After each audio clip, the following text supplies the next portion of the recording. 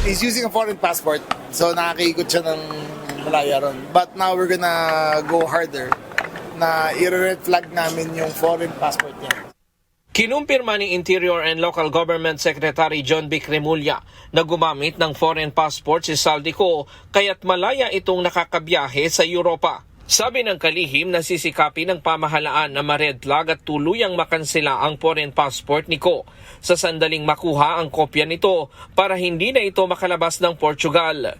Ayon kay Remulla, kasalukuyan ng gumagawa ng paraan ng pamahalaan upang makakuha ng kopya ng foreign passport ni Ko upang maipasa ito sa Interpol at magamit sa paglalabas ng red notice kahit hindi Pilipino ang pasaporteng ginagamit nito. Ang Europe naman madali na umikot yan eh. Wala nang borders yan eh, di ba? Para umikot ka na ng Amerika. So hindi siya dumadaan sa passport control. Ang ano lang daw yung apostille, kailangan mo magpakita ng passport noon. Pero hindi naka-flag yung, yung foreign passport eh. Kailangan pa namin makuha. Una nang kinansila ang Filipino passport ni Ko. Subalit nananatiling nakakaikot ito sa Europa dahil sa kawalan ng mahigpit na border control sa mga bansa roon. Inamin din ng kalihim na mahirap ang extradition process dahil walang kasunduan sa extradition ng Pilipinas at Portugal. Gayunman, sinusuri ng gobyerno kung may mga krimeng nagawa si Ko bago nito makuha ang kanyang foreign passport na maaaring maging batayan ng extradition. Wala tayong extradition treaty sa Portugal eh. So in that respect, mahirap ang coordination yan. Ang batas kasi nila, if the crime was committed prior to the commission of the passport, pwede siyang extradite. Pero to my best of my information, 10 years ago yung nakuha yung passport niya, ay yung majority of his crimes was committed in the last 10 years, 2016 to 2026. So, naghahanap kami kung meron siyang violations before that para pwede siyang ma-extradite papunta dito. Aniya nakakakilos ng madali si Ko dahil sa dami ng pera nito, kahit pa na-freeze na ng AMLA ang mga bank account nito sa bansa.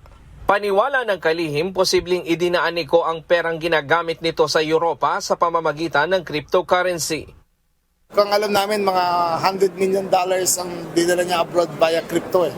Kung ayun ang nagagamit niya. Criminal talaga. Marunong talaga sa krimen. Pati escape route ng pera, escape route ng bahay niya, kung saan siya titira, alam niya. Escape route ng pera, meron siya.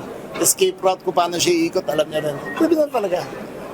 More than a congressman, more than a businessman, he was a criminal. Kahit limitado ang galaw ng pamahalaan sa ibang bansa, naniniwala ang DILG na mapapauwi si Ko sa bansa upang mapanagot sa mga kasong kinakaharap nito. Ayon naman kay Palace Press Officer Yusek Castro, tiwala pa rin si Pangulong Ferdinand Marcos Jr. na mahuhuli rin sa lalong madaling panahon si Ko. Hindi natin masasabing may frustration ng Pangulo dahil alam po niya na ang mga namumuno sa mga ahensya ng gobyerno na tumutugis sa mga fugitive ay nagtatrabaho ng ayon sa kanyang utos. Kinakailangan lang po siguro talagang mas pursigihin pa ang paghahanap sa mga taong nagtatago sa kamay ng batas.